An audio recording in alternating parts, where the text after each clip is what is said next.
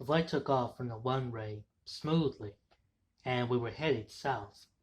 I unbuckled my seatbelt when able, and waited for the flight attendant to come through the aisle. "Excuse me, sir, would you like a drink?" said the soft-spoken woman. She was in her early 60s, and I could tell that she was at the end of her career.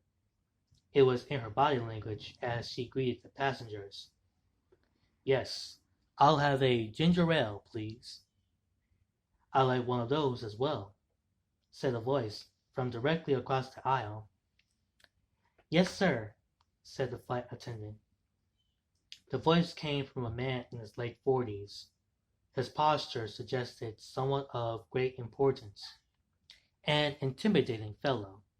He was dressed in a plaid brown suit. He looked like a government official, but I couldn't tell if he was former or active service. You never know how long these flights can take. Airlines give you an arrival time, but that's just a guess," the man said, trying to instigate small talk. "I'm Anthony. What's your name, friend?"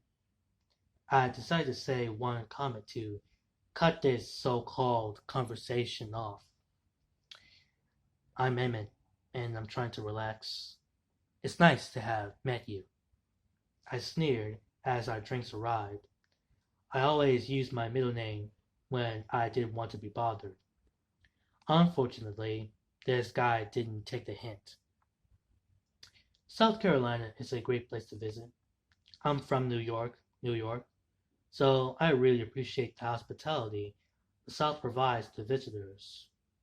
Are you going to visit, or is it just a stop before your next destination?" "Listen, Anthony, I'm tired, and I really want to rest before we land. Can you leave me alone and let me go to sleep?"